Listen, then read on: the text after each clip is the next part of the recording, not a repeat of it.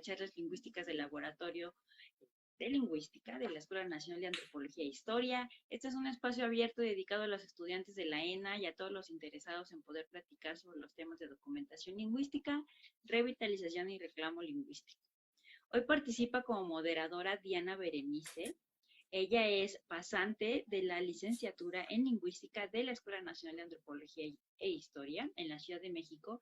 Diana está realizando su tesis sobre procesos de voz gramatical en Dizyazá o zapoteco del Istmo. Está interesada en la morfosintaxis, la documentación, en la revitalización y la divulgación científica de lingüística. Gracias, Diana, y bienvenida a tu casa. Ya sabes que siempre nos da mucho gusto que estés con nosotros acompañándonos en las charlas lingüísticas.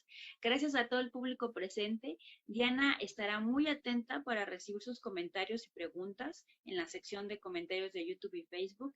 Y para los que están aquí en la sala Zoom, pueden levantar su manita virtual para hacer sus preguntas directamente con nuestro invitado al final de su presentación, o pueden escribir las preguntas directamente en el chat también, y bueno, Diana las va a leer también.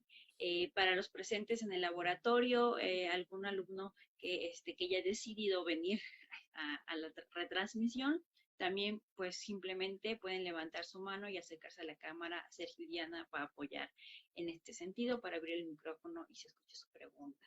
Y bueno, ahora es turno de dar pues una afectuosa bienvenida al doctor Carlos Sánchez Avendaño, que nos visita de manera virtual aquí en el Laboratorio de Lingüística de la ENA. Es un honor, de verdad, muchísimas gracias para todos nosotros en la ENA presentar al doctor Sánchez. Carlos Sánchez Avendaño es profesor, investigador y coordinador de proyectos de acción social de la Universidad de Costa Rica. Es filólogo y lingüista por la Universidad de Costa Rica y doctor en lenguaje humano, naturaleza, origen y usos por la Universidad Autónoma de Madrid. Su trabajo académico reciente se centra en las lenguas en procesos de desplazamiento y en el estudio de los efectos lingüísticos y sociolingüísticos del contacto de lenguas, el cambio lingüístico, la documentación etnográfico-lingüística y de la tradición oral, así como la creación de recursos para la enseñanza, la revitalización y el resguardo del conocimiento cultural. Desarrolla estos procesos de investigación y colaboración con varias comunidades indígenas de Costa Rica, particularmente Malecus, Bribris y Brora. Muchísimas gracias por aceptar esta invitación. Carlos, bienvenido a la ENA de nueva cuenta. Y bueno, pues empezamos con la presentación de la creación de las enciclopedias lingüístico-etnográficas con y para las comunidades indígenas de Costa Rica. Y pues la sesión es toda tuya. Muchísimas gracias por estar aquí, Carlos. No, buenas tardes y más bien gracias a ustedes por invitarme. Es un placer estar allá sin estar realmente. Creo que fue 5 años que estuve en la ENA durante una semana, ¿verdad? En un curso que fue lindísimo para mí porque fue precisamente escuchar perspectivas desde México y dialogar y compartir experiencias Costa Rica-México. Así que bueno, ojalá en algún momento podamos repetir presencialmente. Pero bueno, por el momento, pues esto nos sirve para seguir en comunicación. Bueno, voy a hablarles, como adelantó Amanda, de la creación de estas enciclopedias lingüístico-etnográficas que son parte de una serie de proyectos que venimos desarrollando en la Universidad de Costa Rica desde hace 10 años. Obviamente, digamos, 10 años desde que se crearon estos nuevos proyectos y desde que yo los coordino, pero responden a toda una tradición local, propia de investigación lingüística y de colaboración con comunidades indígenas de Costa Rica, que inició más o menos desde la década de 1970. Entonces tenemos ya más de 50 años de estar en esto y pues bueno, precisamente de lo que les voy a hablar, aunque tiene un enfoque muy particular, las enciclopedias etnográfico-lingüísticas, hay que entender que nosotros estamos insertos dentro de una tradición, una trayectoria que ha sido tan sólida en términos de investigación lingüística que nos ha permitido estar donde estamos en este momento, ¿verdad? Y eso es algo que a mí me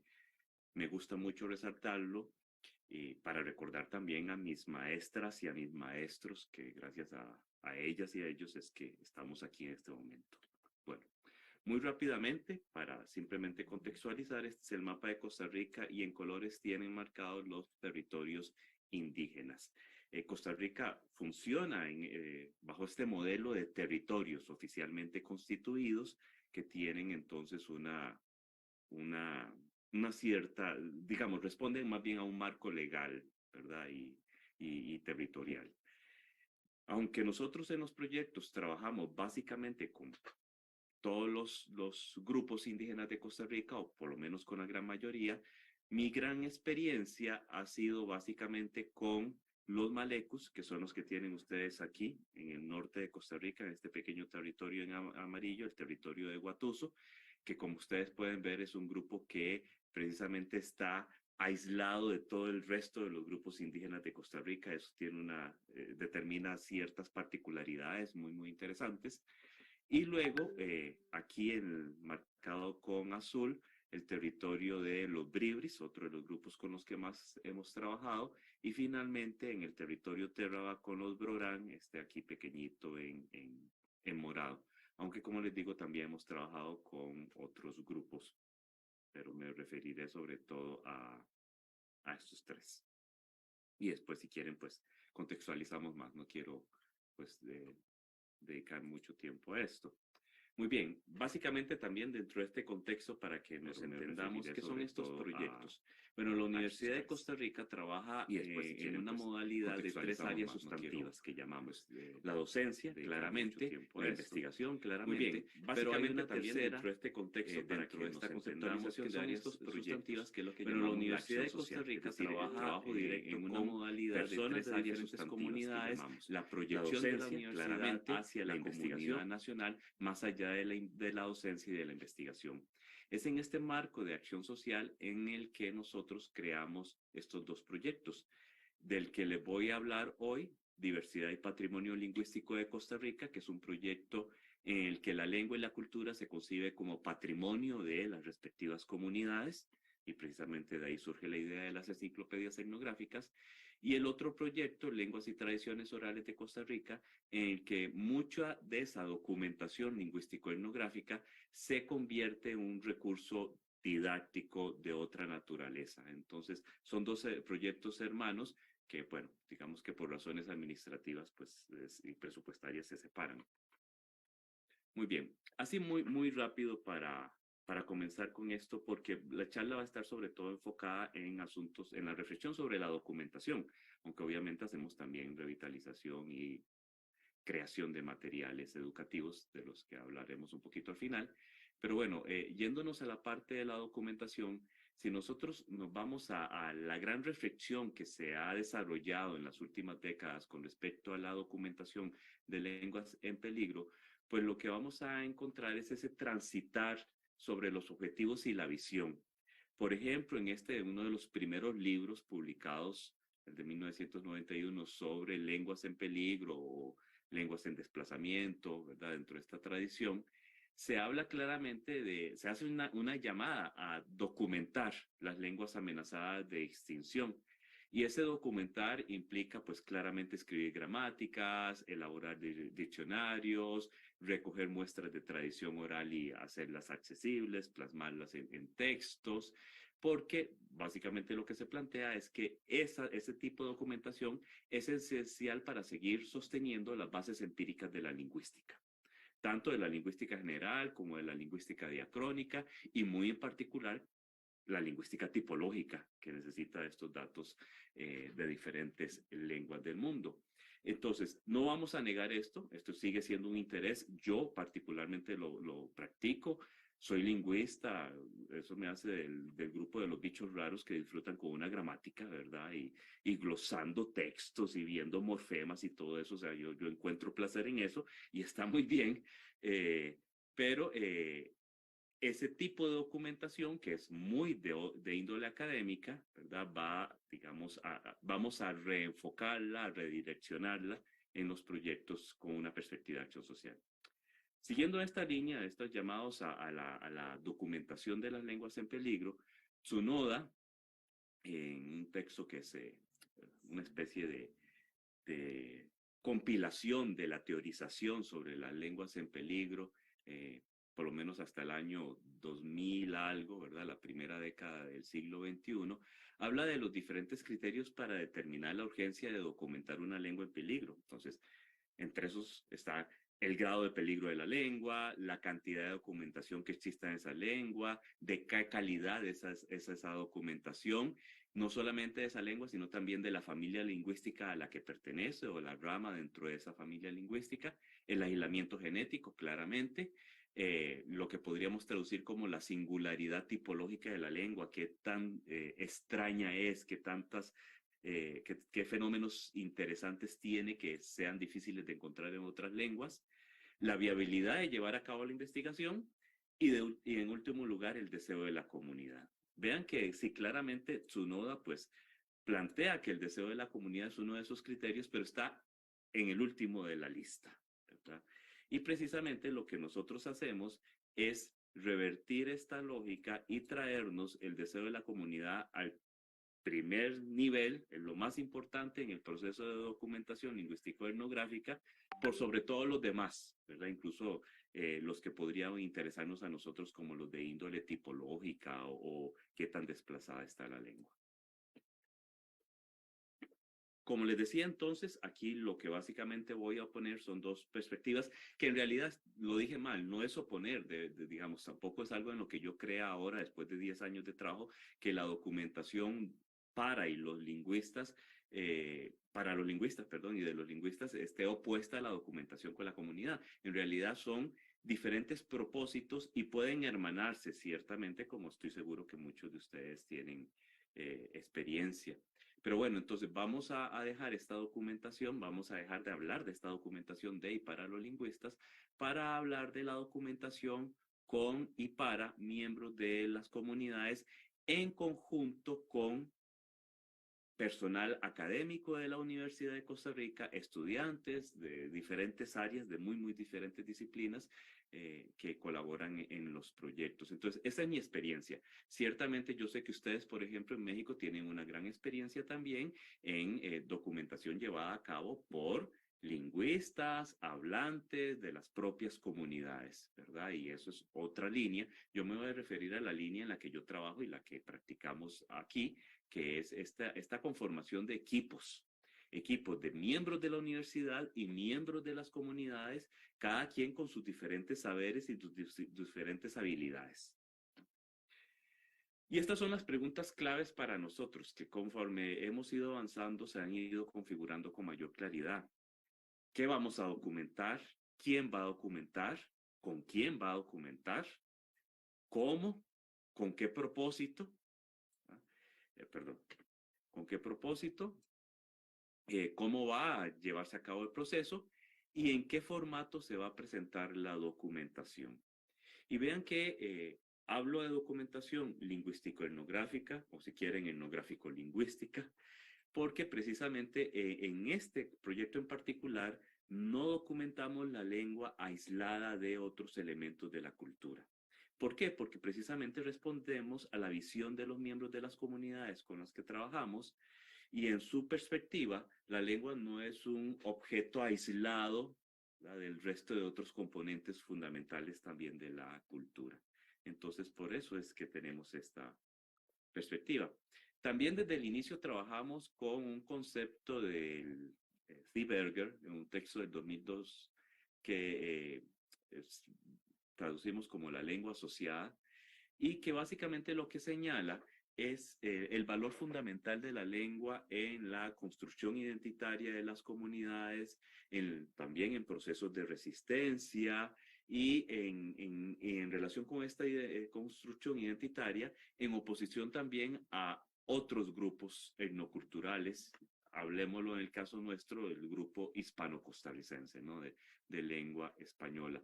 Y en qué medida esa lengua, entonces, al estar asociada con esa identidad, con esa necesidad de seguir manteniendo ciertas fronteras etnoidentitarias y también de servir de lazo con los antepasados y de servir de vehículo de transmisión de la cultura, pues es en que entendemos nosotros lo que hacemos de documentación.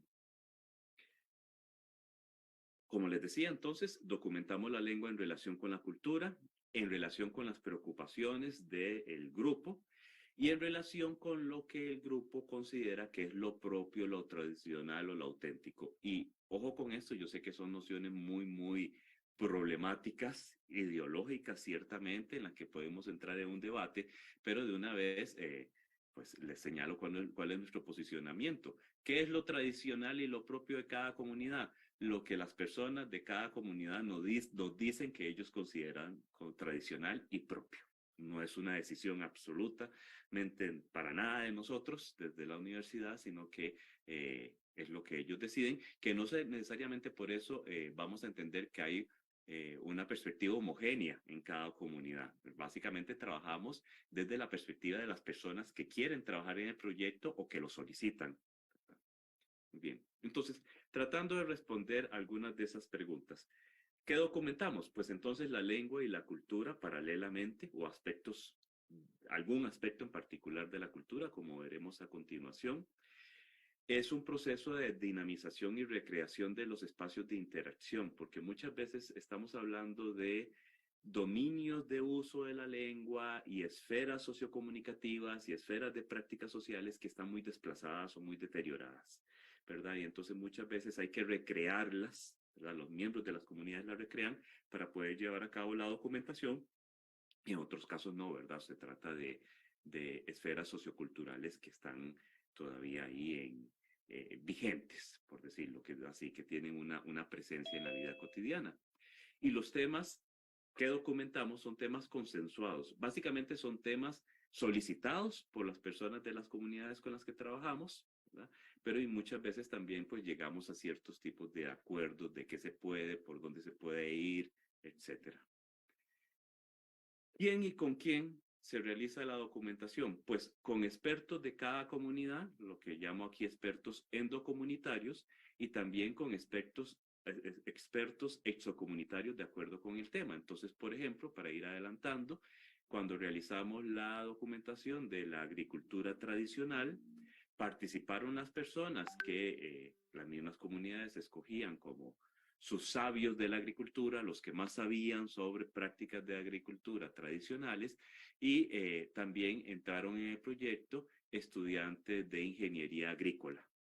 Y eso es muy interesante, ¿verdad? Porque precisamente el poder escoger los estudiantes que tienen una formación afín al tema que estamos documentando nos permite crear un diálogo entre expertos que yo no podría llevar a cabo como lingüista, ¿verdad? Entonces, por ejemplo, cuando estábamos en los procesos de documentación de la agricultura tradicional, para mí era lindísimo en realidad ver cómo las estudiantes de ingeniería agrícola interactuaban con los miembros de la comunidad preguntándoles sobre la semilla, cómo se ponía, cómo se agarraba, cómo se guardaba, cómo había que pelar X elemento para poderlo sembrar, cosas que a mí no se me hubieran ocurrido en absoluto, ¿verdad? Entonces, igual cuando trabajamos con biólogos y entonces ellos son los que colaboran en la documentación, por ejemplo, del saber enciclopédico sobre las plantas y los animales.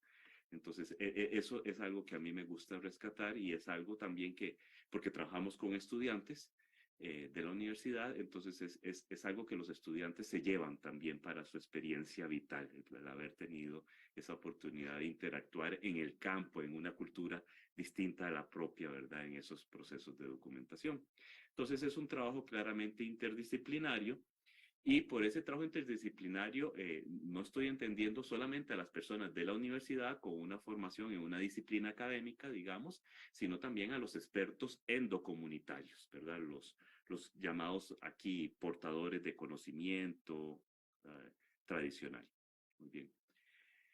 Tratamos de documentar entonces en situaciones de acción, de práctica social relevantes en la cultura y si no, como les decía, pues a veces tenemos que recrearlos y muchas veces también tenemos que recurrir a entrevistas, ¿verdad? Porque ya no es posible en muchos casos recrearlo. Por ejemplo, cuando las personas, los portadores de conocimiento tradicional, son personas muy mayores que ya no pueden ir al campo, ¿verdad? Entonces, pues bueno, no tenemos más remedio que entrevistar, ¿verdad? ¿Y para qué documentamos, para qué realizamos esa documentación lingüística etnográfica? En este proyecto en particular, el de las enciclopedias, es para crear recursos de resguardo del conocimiento cultural de cada comunidad, que es algo que, y esto no responde a nuestra perspectiva, sino a la perspectiva de ellos, la gran preocupación, supongo que ocurre también en México, la gran preocupación de las personas con las que trabajamos, es que ese conocimiento cultural tradicional que ellos consideran propio, está claramente en peligro de desvanecerse, puesto que conforme van muriendo las personas mayores, que son las que lo poseen en grado más alto, pues ya va quedando menos y menos información, ¿verdad? Y claro, estamos ante procesos de cambio cultural muy acuciados. Entonces, eso implica que no hay muchas veces esa transmisión intergeneracional de ese conocimiento. Entonces les preocupa particularmente en crear estos recursos de resguardo de ese conocimiento, que obviamente pues no se compara nunca a la transmisión intergeneracional vivencial, pero bueno, es algo por lo menos frente a esa pérdida tan acelerada. Y en segundo lugar, esa documentación sirve como fuente de referencia directa para la creación de recursos más de tipo didáctico, para que utilicen los docentes en las escuelas, de recursos de visibilización de la lengua y de la cultura, de revitalización, etcétera. ¿Cómo procesamos lo documentado? Bueno, y aquí también puede haber algunas diferencias con respecto a otros modelos de documentación. Nosotros solemos crear un equipo de redacción, entonces, entre algún lingüista especialista en la lengua en particular de esa comunidad y algún hablante o hablantes que también son, ya digamos, como los líderes del proyecto de parte de la comunidad. Entonces, en mi caso, por ejemplo, que trabajo mucho con la lengua malecu, el equipo normalmente somos mi amiga malecu, maestra malecu y yo como lingüista, ¿verdad? Y normalmente participamos en esos procesos entonces de procesamiento de lo documentado. Rara vez hacemos transcripción exacta de todo lo documentado. Por lo general lo que hacemos es extracción de información pertinente y de los recursos lingüísticos pertinentes. Entonces, sacar de toda la documentación que hay en audio y en video, sacar los elementos lingüísticos más relevantes del léxico que utilizó esta señora y que, bueno, ya incluso es muy interesante, ¿verdad? Porque la misma colaboradora que conmigo me dice, ay, mira, esta palabra tenía décadas de no escucharla, qué lindo que esta señora la usó, es muy importante para hablar de esto, la rescatamos, esta construcción la rescatamos, ¿verdad? Entonces hacemos una selección y una extracción de la información y a partir de ahí construimos dos guiones, un guión narrativo y un guión de ilustración, porque todos nuestros materiales van ilustrados, ¿verdad? Estamos pensando en que sean materiales en los que se construye una unidad, digamos una unidad semiótica, ¿no? Una unidad informativa de texto más ilustración. Esa ilustración que podríamos llamar ilustración etnográfica, puesto que la ilustración misma muestra muchísima información, ¿verdad? Que acompaña al texto. Y entonces precisamente es por eso que construimos este guión de ilustración para los estudiantes de diseño gráfico, que son los que se encargan de ilustrar las enciclopedias. Y entonces ya vamos entrando en algunos ejemplos de lo que hemos desarrollado. Bueno, el formato de los resultados en este caso son enciclopedias, ¿verdad? Y las llamamos así enciclopedias que son temáticas, ¿verdad? Porque entonces cada una de ellas está dedicada a un tema de la cultura en particular. Están completamente ilustradas y como les decía es ilustración etnográfica o que pretende ser etnográfica en gran medida. Y a partir de ahí, pues, derivamos otros formatos como lonas, que ahora les voy a mostrar, lonas de gran tamaño, aplicaciones móviles, sitios web, recursos didácticos para el aula, etcétera.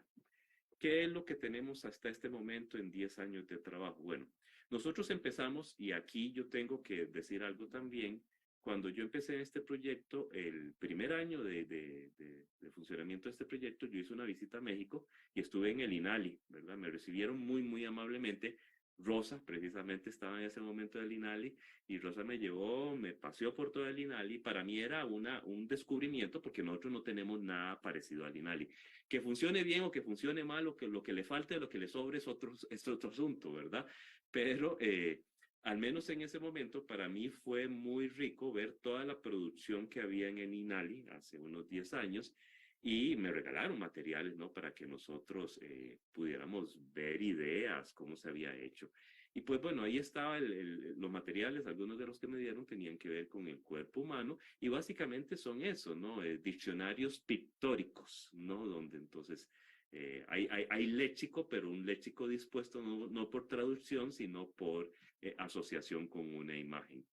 Nosotros empezamos con el cuerpo humano porque teníamos que empezar por algún tema que pudiéramos controlar sin grandes problemas y era un tema básicamente del léxico. Y entonces ese primer material, que no es una enciclopedia, es un diccionario pictórico, como les digo, hemos llevado a cabo en 4 lenguas. Aquí algo importante, ¿verdad? Que tal vez faltó mencionar. El proyecto empezó a solicitud de gente de las diferentes comunidades. Entonces, en un principio fue una solicitud expresa de personas malecus y personas bribris que me dijeron a mí, necesitamos colaboración de la Universidad de Costa Rica porque nuestra lengua se está perdiendo, nuestra cultura se está perdiendo y necesitamos hacer algo para que ese conocimiento no se pierda por completo y además para que a las nuevas generaciones les interese, porque hay un cambio cultural tan abrupto, sus intereses son tan distintos a los de, por ejemplo, la generación de los abuelos, que decían, tenemos que plasmar este conocimiento cultural tradicional en un formato que los capture, ¿verdad? Y entonces así fue como nació el proyecto y un año después se sumaron los Brorán también, porque ellos nos solicitaron la colaboración. Entonces, esto determina mucho de las dinámicas, claramente. Luego seguimos con un tema, este sí, ya escogido por la gente de las comunidades. Una vez, digamos que el nuestro era el cuerpo porque necesitábamos proponer y hacer algo que necesitábamos tener una idea concreta para iniciar, ¿verdad? No podíamos empezar ahí, bueno, ¿qué queremos? ¿Dónde vamos? Tal y durar años en eso. Ya luego cuando vieron que íbamos en serio, que sí estábamos apuntados en el proceso, pues entonces ellos mismos nos solicitaron, bueno, para nosotros es muy importante el conocimiento sobre las especies animales de cada zona. Bien. Y lo que construimos fue un diccionario pictórico también. Ahí no hemos dado el paso a las enciclopedias, es un diccionario pictórico, pero ya ese diccionario pictórico ya tiene una organización etnosemántica. Entonces, las divisiones del diccionario responden a la clasificación de los animales en cada una de estas culturas, ¿verdad? No a, digamos, a la biología, a la clasificación, a la taxonomía biológica que conocemos. Muy bien, luego seguimos también con los diccionarios pictóricos de la casa tradicional y aquí en el cuarto es donde ya dimos el salto a las enciclopedias. Es cuando ya dijimos tenemos que trascender ese nivel del léxico aislado, que es muy importante y también tiene valor etnográfico, pero hay muchísima otra información que se está perdiendo y entonces empezamos con la alimentación tradicional, las enciclopedias gastronómicas, que sí, siguen teniendo una parte de diccionario, pero que ya van más allá y ya se convierten también en un recetario, en que entonces los procesos culinarios están plasmados en la enciclopedia.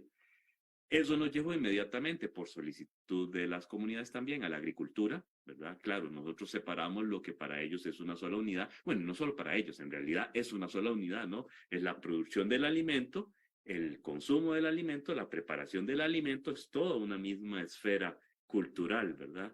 Entonces, pues tuvimos que irnos un poquito más atrás. Ya pasamos de la preparación hacia más bien a cómo se produce el alimento, cómo se guarda, cómo se procesa en las enciclopedias de la agricultura. Luego la enciclopedia de las cosas fabricadas, los objetos tradicionales, la enciclopedia botánica, la de las plantas, y entonces ahí vamos un poco oscilando entre los diccionarios pictóricos y las enciclopedias etnográficas propiamente. Verán que hay diferencias en cuántas lenguas está hecha el material y así. ¿Cuáles son las características generales de estos? Son enciclopedias monolingües, Entonces nosotros no creamos materiales bilingües con el texto en maleco y el texto en español no está solamente en maleco, está solamente en bribri, está solamente en brorán. Solamente hay una enciclopedia que sí está en español, pero eso se debe a una solicitud expresa también de que fuera así.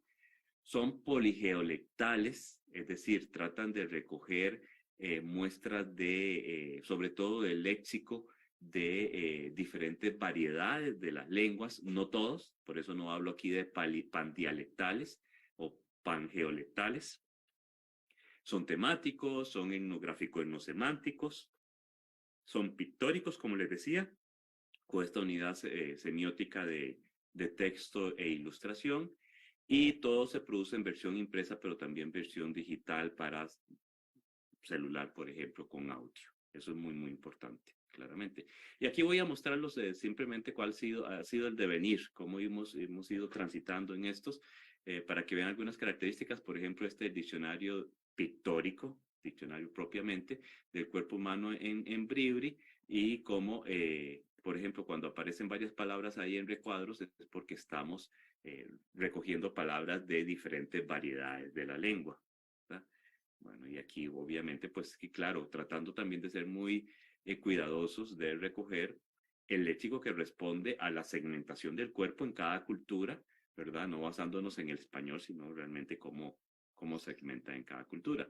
Dimos el paso luego, como les decía, a los diccionarios de los animales, y aquí, como les decía, la organización etnosemántica. Entonces, este es el de Maleco. Entonces, las categorías en las que se dividen los animales en Maleco.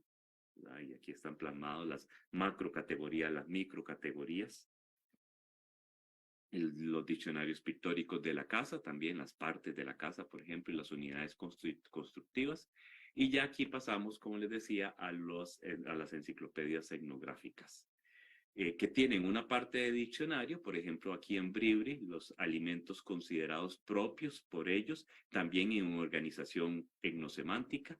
Entonces, ¿cuáles son alimentos considerados cargo? ¿Cuáles son chamú? ¿Cuáles son ar? ¿Verdad? Digamos, los tipos de comer, ¿verdad? Que en las lenguas de acá se hace una distinción, ¿no? Entre comer cosas suaves y comer cosas duras, y eso está lexicalizado en verbos distintos. Entonces eso está representado en las enciclopedias.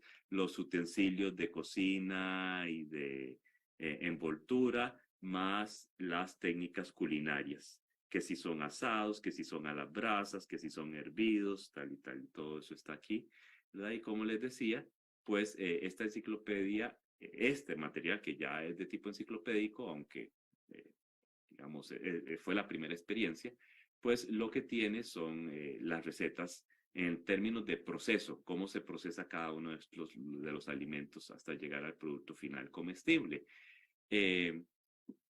Tratamos aquí de que los enunciados sean muy sencillos, precisamente para que sean utilizables como instrumento de enseñanza de las lenguas. Sobre todo, por ejemplo, una lengua como esta, aquí tienen el recetario maleco, una lengua que ya no se transmite a las nuevas generaciones. Es una lengua en un acelerado proceso de desplazamiento. Los hablantes plenos, digamos, más jóvenes, tienen ya 18 años, y son los más jóvenes.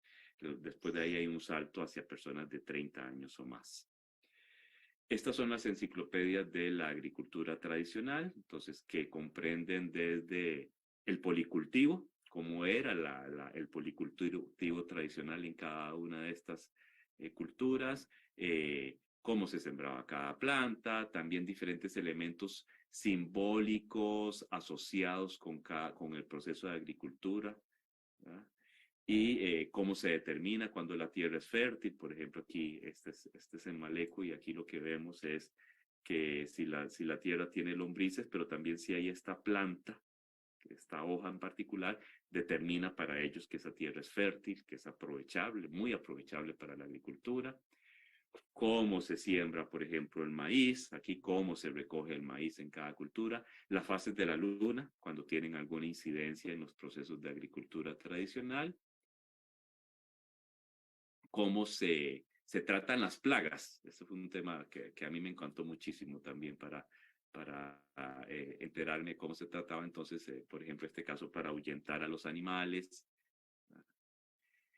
Y aquí tienen la portada del siguiente material, uno de los más ambiciosos, en realidad, los que hemos logrado construir, la Enciclopedia de las Cosas Malecu, que básicamente ahí sí es una enciclopedia etnográfica, es la etnográfica más en el sentido, digamos, puro que podríamos tener, porque ya recoge muchísima información cultural sobre procesos diversos. Entonces, por ejemplo, aquí está cómo se fabrican el arco y la flecha en la cultura malecu, desde el momento en que se corta el árbol en particular, desde que se extrae esa madera, cómo se procesa esa madera, cómo se crea el arco y cómo se tira. Y aquí pueden ver pues el texto que acompaña a la ilustración, que como les digo, es una ilustración que aunque tiene errores, inevitablemente, pues, pero que ha sido cuidadosamente corregida, revisada, validada. ¿Verdad? Esta es la Enciclopedia Botánica Malecu, en la que entonces se recogen diferentes plantas. En este caso, por ejemplo, vean ustedes que tiene nombre científico, porque así nos lo solicitaron los coautores de la comunidad, y el nombre en Chuti, es decir, en español, porque también querían tener esa información, pero el resto del texto está totalmente en Malecu, eh, ¿verdad? E incluye un montón de información sobre forma, usos, si es comestible o no, si algún animal se la come o no, ¿verdad? Por ejemplo, aquí con el catuju, ¿verdad? Esta es una planta comestible. Y para que vean el formato de que tienen las enciclopedias, ya en términos de coautoría, reconocemos la coautoría de todas las personas que participan, tanto gente de la comunidad como de de la universidad, ¿verdad? Aquí vamos todos parejos. Van en primer lugar los coautores, miembros de la comunidad, portadores de conocimiento o también personas que quizás no aportaron información, pero sí que colaboraron en el proceso de documentación. Por ejemplo, ha pasado que hay niños, ¿no?, que toman fotografías y nos las mandan y, ay, ven, aquí está la planta que no la logramos conseguir. Y entonces, bueno, entonces se reconoce esa coautoría también en el proceso de documentación. Luego se dice a quién se debe la redacción y corrección de textos. Luego, quién realizó la documentación fotográfica y videográfica, quién realizó las ilustraciones, quién corrigió la enciclopedia, quién la diagramó, etcétera, ¿verdad? Y aquí están mezclados entonces personas de las comunidades y personas de la universidad. Y bueno, estas son las enciclopedias, pero como les decía, de las enciclopedias se derivan otros recursos que son ya más de uso directo, por ejemplo, en el aula cuando se trata de recurso educativo. Aquí tenemos un ejemplo. Este es en el caso del maestro de cultura, uno de los maestros de cultura malecu, que agarra la enciclopedia, la fotocopia, le quita los textos y desarrolla diferentes actividades con los niños en la escuela para, digamos, co-construir el material y darle una nueva visión, que eso nos gusta muchísimo, ¿verdad? Hay una propuesta, pero bueno, que los maestros se apropien de esa enciclopedia, la desbaraten y la vuelvan a armar y la cambien y hagan lo que quieran con el material, ¿verdad? Según sus necesidades. Esto es algo, las lonas de gran formato son lonas de 1,5 metros por 1 metro. Y es interesante porque fue una idea de un estudiante de diseño gráfico que nos decía, ¿por qué no creamos lonas de un material muy resistente para que no se destruyan fácilmente, ¿verdad? Con el clima que hay por estos lados tropicales y entonces, y que sean también, que se puedan poner como material en el aula. Entonces, es muy interesante porque, bueno, le hicimos caso y empezamos a crear las lonas y ahora incluso yo me atrevería a decir que las lonas son el material más esperado y más utilizado, incluso que las enciclopedias, ¿verdad? Las lonas les encantan a los maestros, les encantan a los chiquitos en las escuelas. Claro, representa también, además de ser un material didáctico, es un material de visibilización de la lengua. Es decir, ahí está entonces ahora la lengua en el aula, ¿verdad? Presente cada vez que está desplegada lona, y lo que les encanta a los maestros, además de que pueden utilizarla, ¿no?, para señalar diferentes elementos durante sus clases, es que han observado que los niños, por ejemplo, en los recreos, están entre ellos preguntándose cosas y se van y usan la lona. Ay, yo me sabía esta palabra, usted no se la sabe y tal, y empiezan a jugar y todo, de cosa de ellos propiamente. Entonces hay una apropiación del material sin mediación de los maestros. Y también, pues bueno, los materiales para la computadora, juegos derivados de las enciclopedias, como este es un juego también para celular, por ejemplo, con la enciclopedia de la agricultura. Y bueno, ya en lo último en lo que nos metimos, que es la creación de novelas gráficas, que también en el fondo son el mismo tipo de material para la gente de la comunidad, cuando lo que hacen es representar o recoger información sobre algún evento que la comunidad considera de particular importancia. Entonces, por ejemplo, esta es una novela gráfica, la última el último material que produjimos, de los Malecos. Los Malecos, eh, eh, que era este grupo que les mostré, una invasión de su territorio a finales del siglo XIX, y porque había muchos árboles de hule, de caucho, en su territorio, y cuando entonces se da la gran explosión de el caucho como materia prima, pues entonces hubo una invasión de su territorio de parte de personas ajenas a la comunidad, que empezaron a cortar los árboles para extraer esto, y como los malecos impusieron resistencia, pues empezaron a matarlos, ¿verdad? Y a esclavizarlos. De hecho, es uno de los casos mejor documentados de esclavitud a finales del siglo XIX, ¿verdad? De una comunidad indoamericana. Y bueno, pues ese acontecimiento es tan importante para ellos que desde hace varios años nos habían dicho: ¿cuándo vamos a hacer un material sobre eso? ¿Cuándo vamos a hacer un material sobre eso?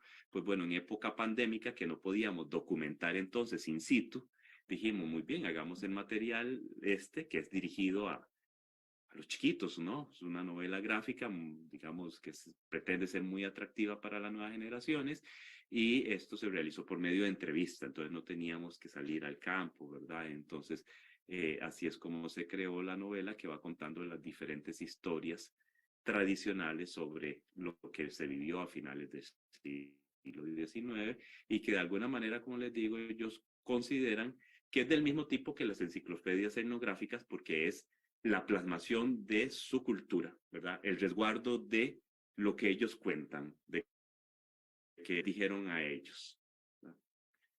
Bueno, y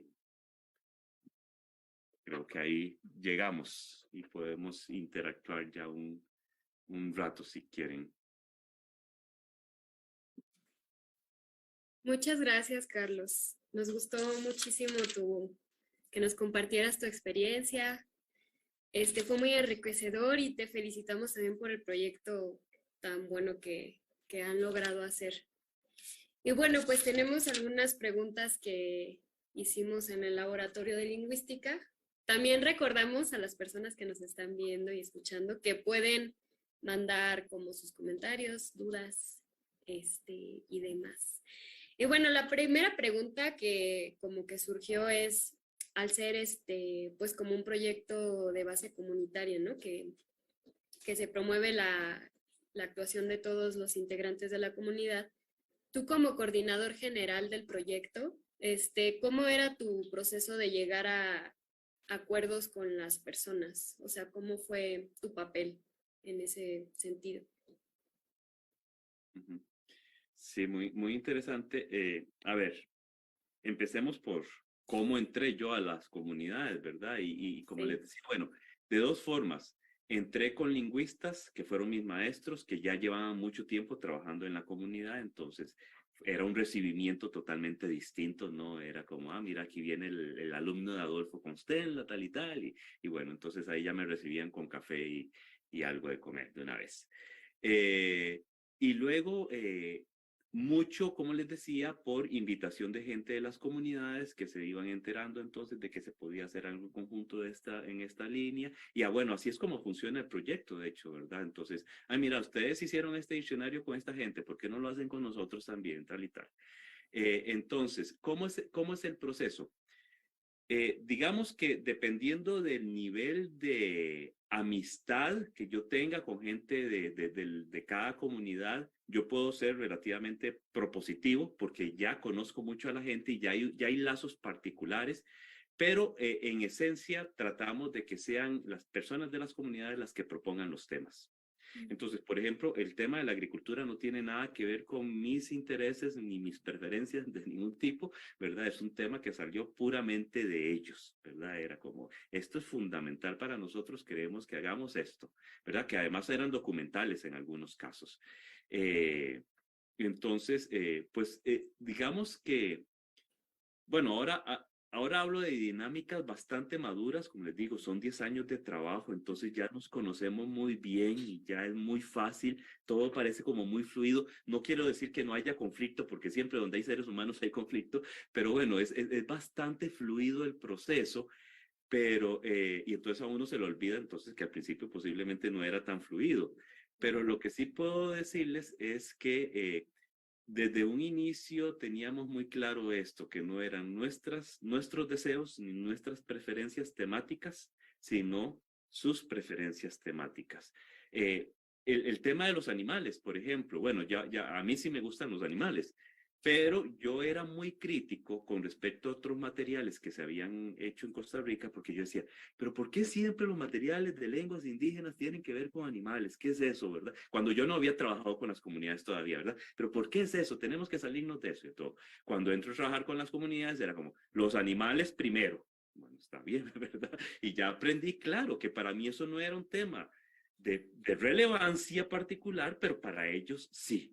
Entonces, pues hemos ido aprendiendo en el proceso, pero creo que hemos tratado de ser respetuosos, pero como les digo también, conforme hemos ido madurando en el proceso, hay mayor posibilidad de ser uno propositivo. Por ejemplo, en mi caso como coordinador general. Entonces, por ejemplo, con la novela gráfica Malecu, ellos tenían muy claro que querían hacer un material para las nuevas generaciones sobre ese tema, ¿verdad?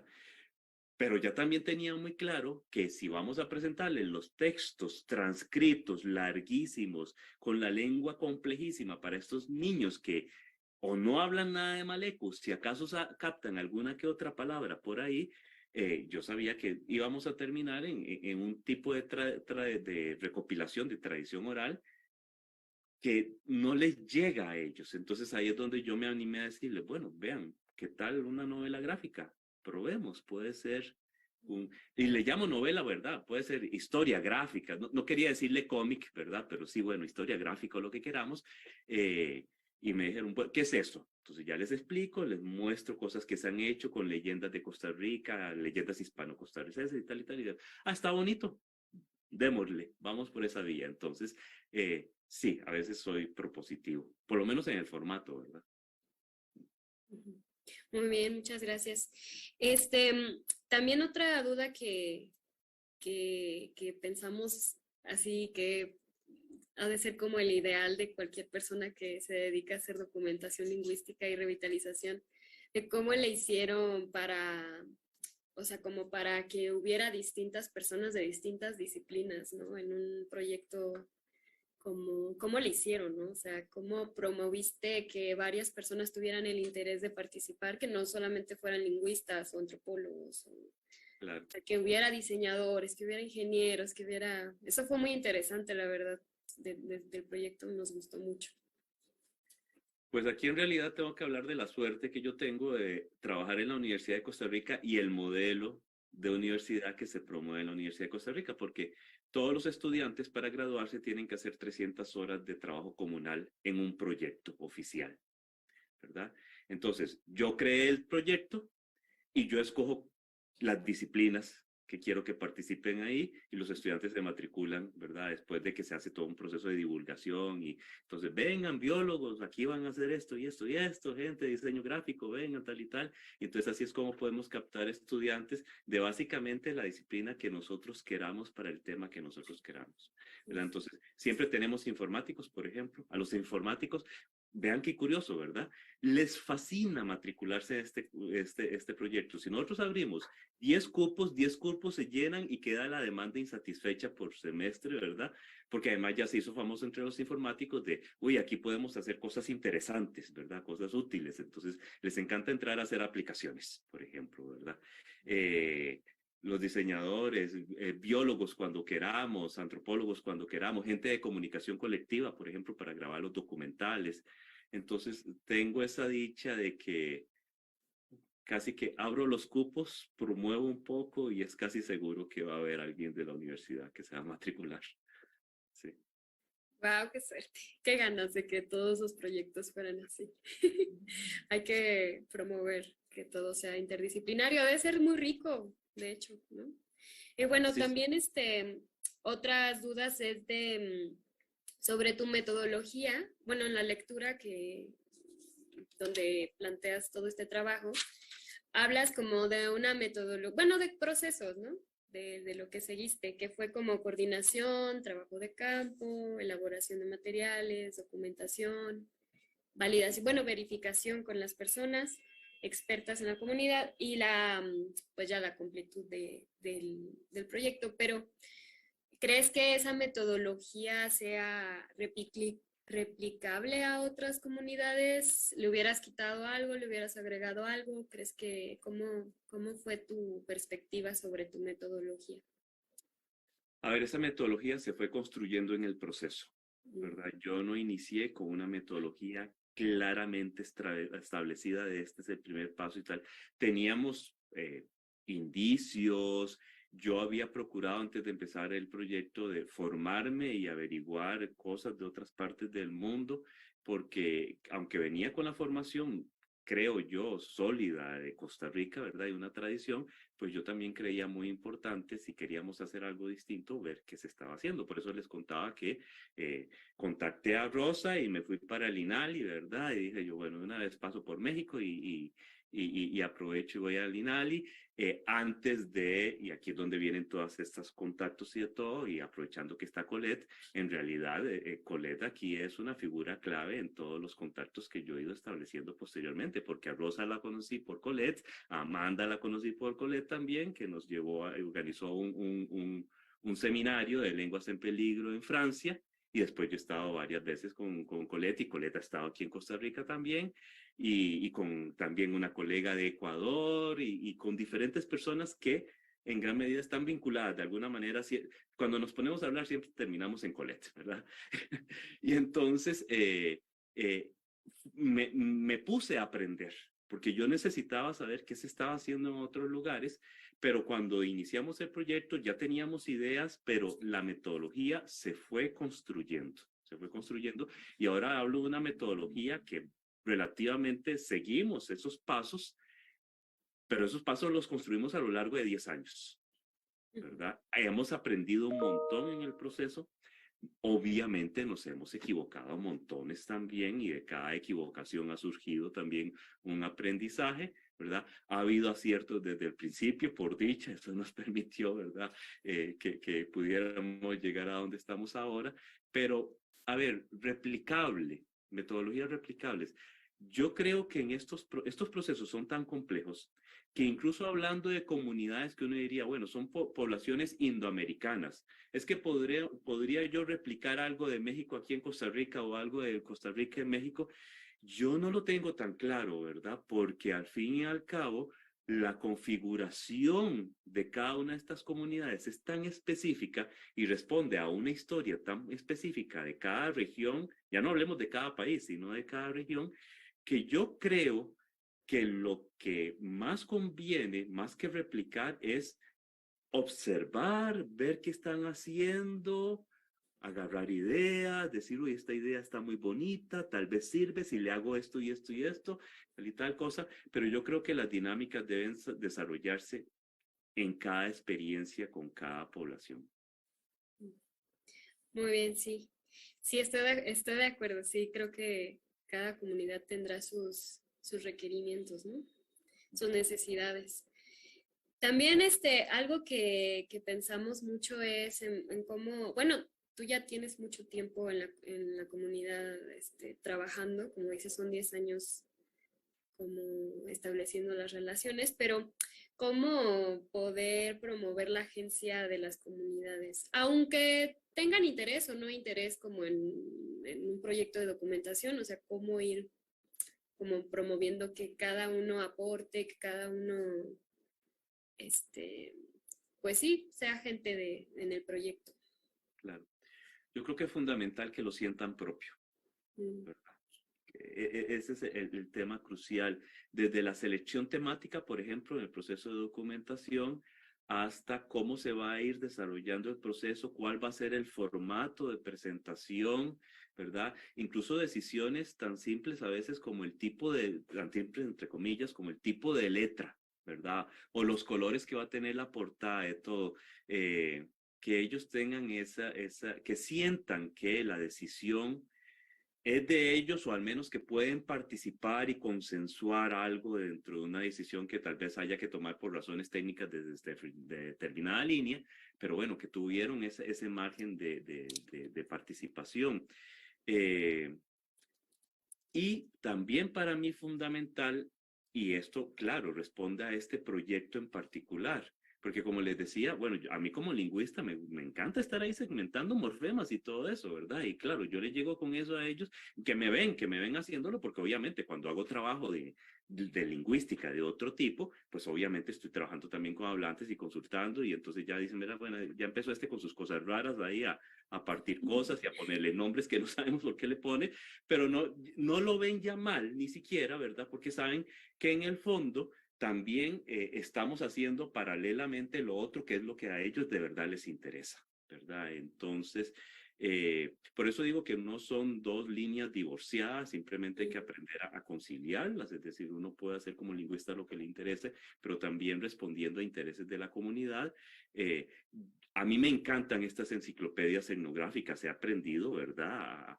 A ver lo ricas que son, ¿verdad? Pero digamos que no corresponden directamente a mi trabajo de análisis lingüístico como tal, ¿verdad? Entonces he aprendido simplemente a disfrutar las dos líneas.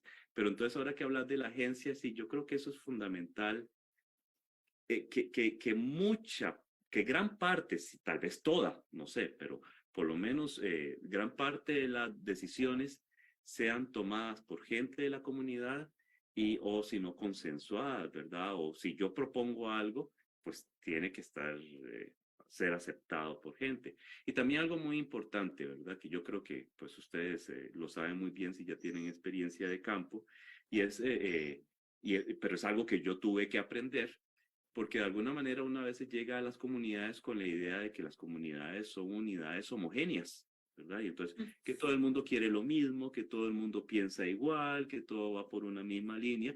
Y yo creo que uno de los aspectos más importantes por aprender es que no hay nada más heterogéneo que las sociedades humanas, así sean de 200 personas, ¿verdad? Y entonces en el proyecto hemos aprendido que hay gente matriculadísima en el proyecto que lo da todo por el proyecto porque de verdad cree en él. Gente que es totalmente indiferente, ¿verdad? Si se hace o no se hace, e incluso gente que está en contra por alguna razón, ¿verdad?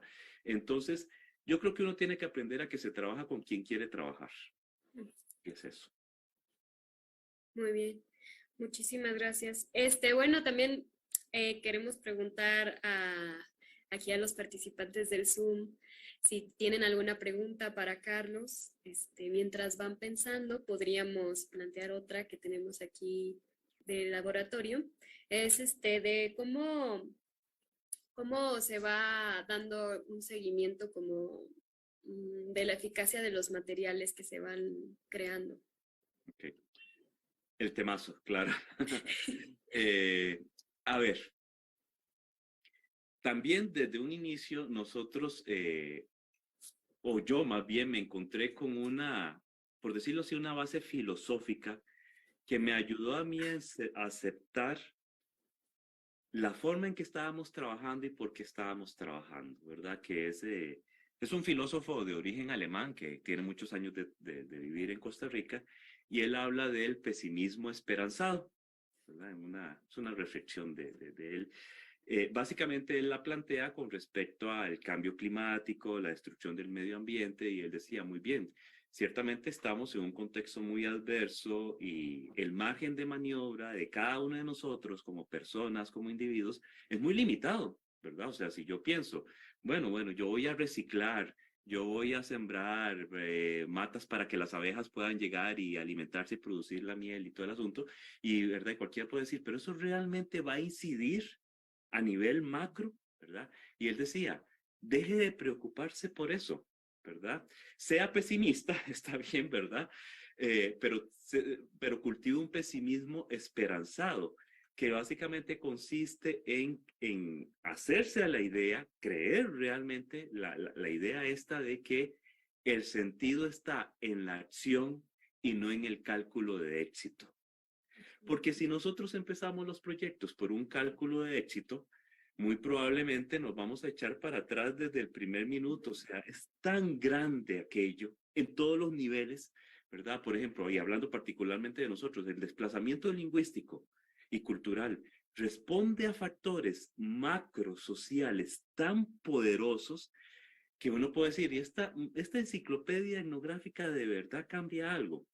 Pero eso es una lógica precisamente que va enfocada a que el material tiene valor por cambiar algo, por frenar el proceso, y no por pensar que el valor del material está en la creación misma del material, en el proceso mismo, en que la gente de la comunidad decidiera que ese tema había que crearlo para resguardar su conocimiento cultural. Ya eso le da valor en sí mismo. Entonces, cuando a mí me preguntan, bueno, ¿y qué resultados dan los materiales que ustedes tienen, verdad? Yo siempre digo, bueno, primero, tal vez situémoslo más en concreto. Si ustedes me dicen, en cuanto al resguardo del conocimiento cultural, la misma creación del material es, ¿verdad? Es la prueba, digamos. El que podamos haber llegado a ese nivel es la prueba de su valor. Si me preguntan que qué valor tiene en términos de revitalización o como material didáctico, pues claro, ¿verdad? Ahí tendríamos que trabajar, por ejemplo, hacer, digamos, qué sé yo, si ya nos pusiéramos muy finos, ¿verdad? Entonces, pruebas de adquisición del lenguaje en los niños escolares y ver si van avanzando en su proceso de adquisición y de todo, es algo que no podemos hacer porque se nos escapa de las manos totalmente. O sea, al fin y al cabo no tenemos los recursos para realizar esa evaluación, pero sí la realizamos de una manera, digamos, no sistemática, ¿verdad? Cuando a mí el maestro de lengua llega y me manda las fotos de los chiquitos que se encontró en el recreo jugando con el material porque les dio la gana jugar de cosa de ellos, para mí es evidencia de que algo está funcionando ahí, ¿verdad? Sí, estoy de acuerdo. No, y más que participan las mismas personas de la comunidad, se ha de crear una integración importante, ¿no? Nayeli, de aquí que está en el Zoom, tiene una pregunta para ti. Si quieres, Nayeli, puedes prender tu cámara, bueno, tu audio. Ya, O ok. puedes escribir. Ah, bueno, ya creo que ya te estamos escuchando. Ya le trataba de dar clic, pero no reaccionaba, pero ya. Buenas tardes, muchas gracias por esta sesión, por esta plática. Es muy enriquecedora desde varios puntos de vista que ya se han comentado. Y bueno, en ese sentido, mi pregunta o mi petición era un poco en torno a lo que comentabas hace un momento.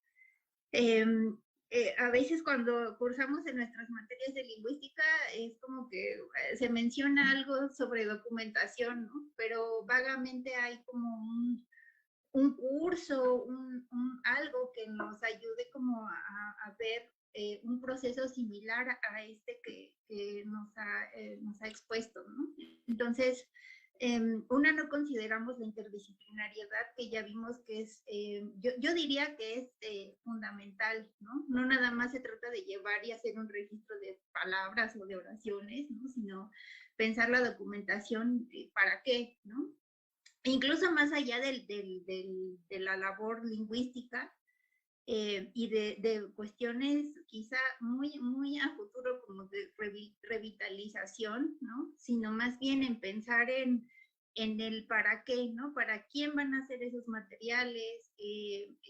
Yo creo que además la documentación es indispensable porque en realidad esa desigualdad que existe entre la producción de conocimiento entre culturas con lenguas que pues han sido dominantes, que usan pues sí, las sociedades hegemónicas en comparación con los materiales en lenguas de culturas o de pueblos que han sido minorizados, pues es abismal, ¿no? O sea, entonces, como pensando un poco en eso, digo, a lo mejor ya está un poco de más mi comentario, pero bueno, era como sacarme la espinita de ver que cómo ha sido esa reflexión de las propias comunidades y sobre todo de los niños o de las personas menores, porque comentabas que pues las personas más jóvenes eran de 18 años, ¿no? Ya de ahí ya no había como personas menores, ya sea con dominio de la lengua o etcétera, ¿no? Entonces, pensar como la documentación con miras el porqué de documentar, quién lo tiene que hacer, para qué lo tiene que hacer y pues finalmente, aunque suene utópico, que también me encantó el comentario anterior que mencionaba sobre el pesimismo esperanzado, pues pensar en que son los pasos para la producción del conocimiento, ¿no? Y que en realidad el chiste es que sirva precisamente para que el conocimiento se produzca en su propia lengua a partir de su propia manera de entender el mundo, ¿no? Y en ese sentido, pues no sé, a lo mejor ya lo comentaste un poco, pero justo como ver esa reflexión entre la propia comunidad, ¿no? No sé si han tenido como algún intercambio en el que la comunidad por sí misma, sin necesidad de un diálogo con los especialistas o con las personas que están del otro lado, que están haciendo la otra parte académica, la propia comunidad, como qué les ha comentado, ¿no? Los niños, ¿cuál ha sido su reflexión de lo que ellos mismos ven en los materiales que han contribuido a hacer, ¿no? Creo que eso es indispensable. Claro. Gracias. No, gracias a vos. Sí, claro, volvemos a lo mismo. Sí tenemos algún dato, sobre todo de tipo anecdótico, por decirlo así, ¿verdad? Entonces, de situaciones que ocurren en las que nosotros no participamos, estamos totalmente ausentes, ¿verdad? Y ocurre algo en alguna comunidad y alguien que es amigo de nosotros, entonces nos cuenta, ¿verdad? Y es que vean qué interesante. En este momento, pues, recuerdo, por ejemplo, cuando realizamos el proceso de documentación de la gastronomía tradicional bribri, otra de las comunidades en las que sí hay hablantes de edades infantiles, esa lengua tiene, digamos, mayor vitalidad, por usar ese término. Entonces nosotros realizamos la documentación y de todo. Era muy bonito ver cómo mientras estábamos realizando el proceso de documentación con adultos, los portadores de conocimiento, las portadoras en este caso, porque sobre todo eran mujeres, se acercaban los chiquitos, ¿verdad? A ver qué estaba pasando, por qué estábamos cocinando eso, por qué se estaba haciendo eso, y empezaban a preguntarle a la abuela que cómo era eso, y es muy interesante, ¿verdad? Porque entonces después, cuando ya estaba el material listo, me acuerdo de haber visto a una niña interactuando con la abuela y diciéndole, ay, abuelita, pero ve, aquí sale esto, ¿es cierto que ustedes comían de esto? ¿Y por qué lo hacían así? ¿Y qué hacían así? Entonces, es muy anecdótico, claramente, pero para mí muestra cómo el material puede incluso servir para dinamizar procesos de transmisión del conocimiento de forma intergeneracional. Es decir, la enciclopedia interesó a la niña para irle a preguntar a la abuelita. Y para mí ya eso es una ganancia gigantesca, ¿verdad? Por ejemplo, también en esa misma comunidad, y esto sí ya, yo no lo vi, me lo contó un colaborador de la comunidad, cuando documentamos lo que se comían, por ejemplo, entonces, quelites y hongos y ciertas hojas y de todo, que recordaba a la gente mayor que sí que la comían, pero hace mucho habían dejado de comer mucho de eso porque claro, en el proceso de cambio cultural y con toda esa ideología de peso, ¿verdad? De qué es la comida y qué no es comida de todo, pues ya han abandonado muchas cosas que se comían tradicionalmente. Y entonces ya realizamos la documentación, tal y tal.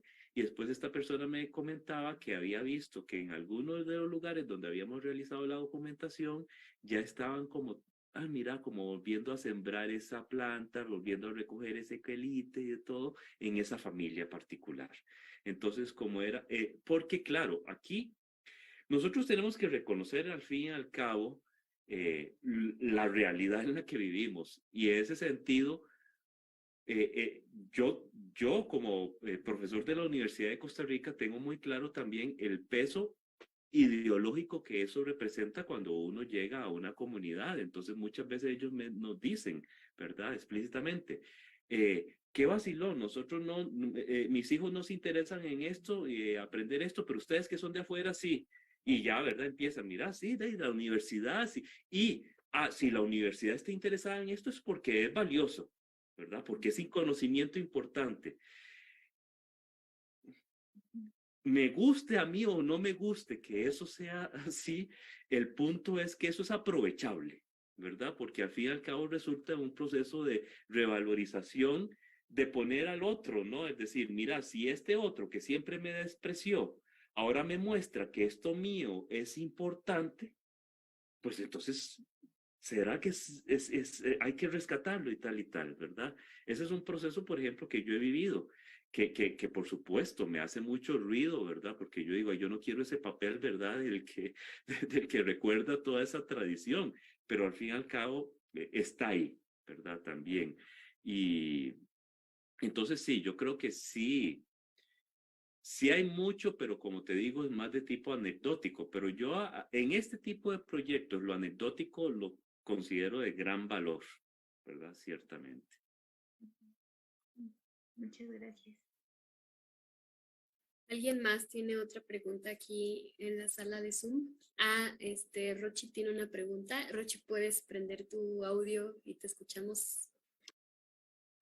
Claro que sí. Muchas gracias, Diana. Bueno, yo quiero agradecerle a Carlos y felicitarlo por el gran trabajo que siempre ha estado realizando con los pueblos en Costa Rica, con la universidad en Costa Rica, todo desde el punto de vista de análisis lingüístico como desde el punto de vista de documentación lingüística y producción de materiales que realmente en estos 10 años, digamos, que han pasado quizá ya de conocernos, creo que sí. Realmente es maravilloso ver todo lo que ha surgido, ¿no? De ese compartir experiencias entre los pueblos.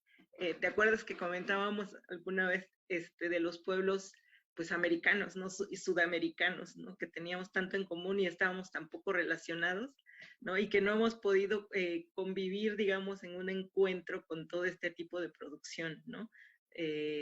Lingüístico-cultural. Pero bueno, yo por eso quiero felicitar a Carlos, todo su trabajo. Me gustó mucho ver cómo es que desde el punto de vista de la documentación lingüística, o bueno, más bien un trabajo de documentación lingüística está tan lleno de interdisciplina, ¿no?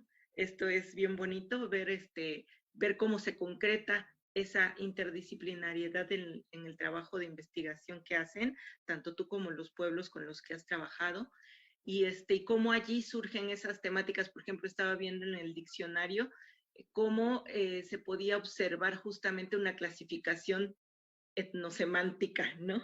En la comida, por ejemplo, ¿no? Cómo se cocen unos alimentos o cómo son nombrados ciertos productos y cómo son nombrados otro tipo de productos según cómo se coman, ¿no? O según otro tipo de aspectos. Y eso pues también es ciencia, ¿no?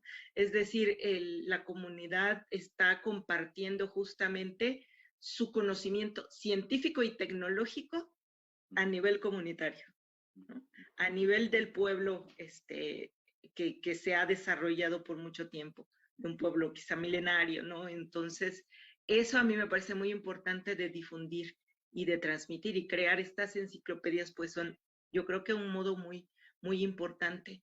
muy adecuado, ¿no? Y que le ha gustado además a las personas hablantes de estas lenguas. Y entonces, bueno, yo solo quería mencionar esa parte de la interdisciplina con la documentación lingüística que a mí me parece bien, bien clara ahorita, justo porque estoy en un proyecto de etnografía y estamos haciendo documentación lingüística con una descripción etnográfica y una documentación etnográfica, una documentación lingüística y con descripciones tratando de combinar ambos aspectos, que es todo un reto, ¿no? Y esto lo estás haciendo tú, a mí me parece fascinante. Y y pues no, pues son como preguntas, ¿no? Yo me siento como muy identificada con todo lo que has comentado ahorita, todo lo que ha salido a relucir en mi propio trabajo comunitario. Pero yo quiero ir hacia las cosas con las que también nos hemos topado en el proyecto, que también es colectivo y relacionado con las comunidades y con los propósitos y fines o intereses de grupos en las comunidades. Mi pregunta va hacia cómo está participando la juventud Bribri, Maleku, de todas las culturas que están trabajando, cómo están participando en el proyecto. Porque, bueno, uno puede observar que hay participación de niños, digamos, en las escuelas porque tienen un profesor adulto que está dándoles enseñanzas de cultura y lengua bribri, ¿no? O no sé, otras más.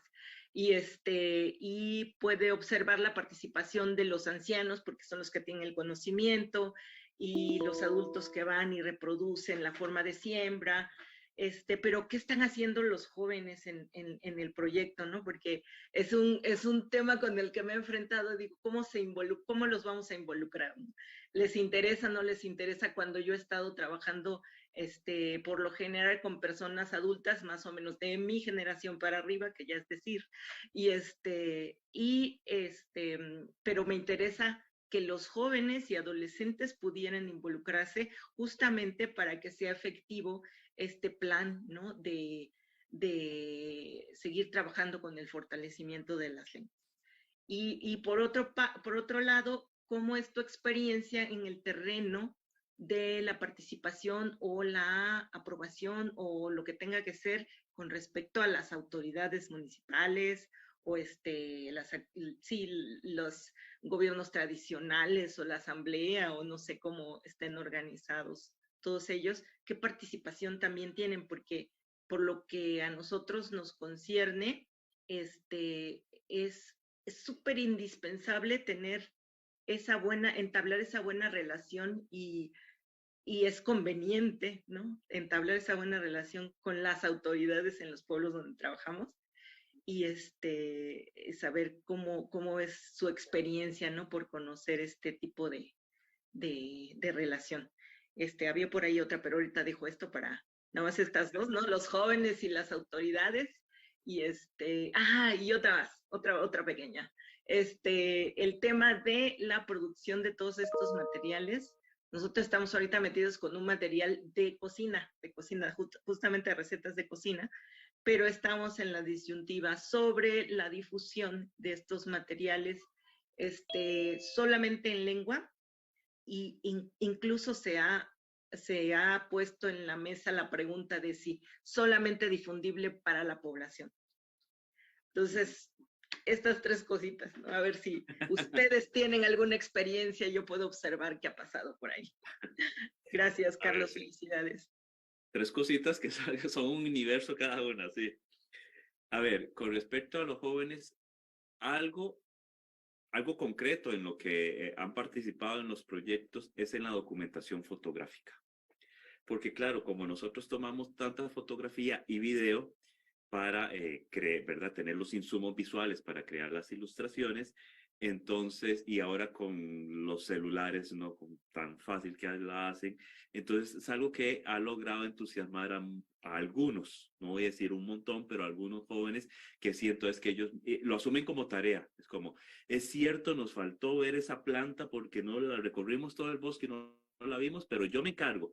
Y en algún momento nos llega la foto, ¿verdad? De que fue y se metió donde fuera y la sacó. Entonces, ese tipo de participación como parte del equipo de documentación fotográfica, ¿verdad? ha funcionado. En algún momento también probamos con un joven que hiciera él las entrevistas al abuelo, ¿verdad? Ya más bien, entonces nosotros le ayudábamos a construir el guión de entrevista y entonces él entrevistaba al abuelo y todo el asunto, entonces ya era parte de, era el documentador básicamente, ¿no? Entonces, pero sí ese es un pendiente, ¿verdad? Y un gran reto, cómo incorporar más activamente a gente de las nuevas generaciones y que también, porque es muy claro, como vos decías, con los adultos, con los ancianos, esa apropiación, ¿no? Y lo tienen muy claro porque eso es importante. Pero precisamente ellos lo tienen muchas veces muy claro porque eso es importante porque ven que sus descendientes no lo tienen tan claro, ¿verdad? Desde esa perspectiva. Y entonces, claro, ahí está el gran reto, ¿verdad? Que creo que ahí necesitamos empezar a buscar nuevas estrategias. Más bien ahí vas a ser vos la que nos contés, ¿verdad? ¿Cómo van a incorporar ustedes a esas generaciones nuevas? Autoridades. Nuevamente el asunto de cada contexto particular. Aquí las comunidades indígenas funcionan con una especie de gobierno local que se llama la Asociación de Desarrollo. Y siempre se dice montones, por ejemplo, en los proyectos de la universidad, usted tiene que tener el permiso de la Asociación de Desarrollo para trabajar. Cuando yo empecé a trabajar, una gran ventaja, como yo no entré a las comunidades buscando empezar el proyecto de una vez, ¿verdad? Incluso en una de las comunidades yo entré paseando, ¿verdad? A mí me invitaron a ir a pasear y entonces yo me fui a pasear y al final me metieron en el proyecto. Pero entonces pude enterarme un poco de las dinámicas antes de embarcarme en la formulación oficial del proyecto dentro de la universidad y ver que esa fórmula, que nos lo plantean muchas veces así, esa fórmula de tenga primero el permiso de la Asociación de Desarrollo, podía ser hasta inconveniente en alguna comunidad. Por ejemplo, con los Brorán. Cuando nosotros entramos a trabajar con los Brorán, ellos mismos, los jóvenes, porque fueron unos jóvenes los que nos pidieron la colaboración, nos dijeron, muy bien, aquí el primer paso es no pedirle permiso a la Asociación de Desarrollo, sino pedirle permiso al Consejo de Ancianos, que es, y es muy interesante, ¿verdad? La Asociación de Desarrollo es una instancia política creada dentro de la comunidad a instancias del Estado costarricense, mientras que el Consejo de Mayores es una instancia política creada autóctonamente, ¿verdad? Entonces ellos nos decían, el permiso que tenemos que tener no es de estos, es de estos otros, y son ellos, y entonces, y como ellos nos pidieron el proyecto, entonces para mí era muy claro, muy bien, pero son ustedes los que van a exponerles el proyecto a ellos. Yo voy con ustedes y lo que ustedes quieran que yo haga, intervengo y hablo, pero son ustedes, no soy yo el que voy a ir como la universidad quiere hacer este proyecto, porque no es así. Ustedes quieren hacer el proyecto y participamos. Entonces, muy bien, ahí recibimos el beneplácito del Consejo de Mayores, ¿verdad?, para desarrollar el proyecto. Y en otras comunidades, la gente misma con la que trabajamos nos dice, no, es que nosotros no necesitamos el permiso de nadie porque nosotros somos autónomos y nosotros decidimos trabajar y conformarnos en equipo y queremos hacer esto y esto y esto. Y nosotros, ¿seguro que no necesitamos? No. Y si lo necesitamos, nosotros nos encargamos de pedirlo. Entonces, en realidad, mi experiencia, y volvemos a lo mismo, eso es tan personal, yo nunca he tenido que pedir permiso a ninguna de estas instancias porque cuando ha habido que pedir alguna autorización es la gente de la misma comunidad la que se encarga de eso. Y luego la difusión, si materiales monolingües o bilingües o si los traducimos, eso creo que es lo que entendí que planteabas. Ay, eso es algo que a mí me sigue causando problema cada vez que creamos un material. Porque claro, nosotros somos una universidad pública y respondemos entonces a presupuesto público, ¿verdad?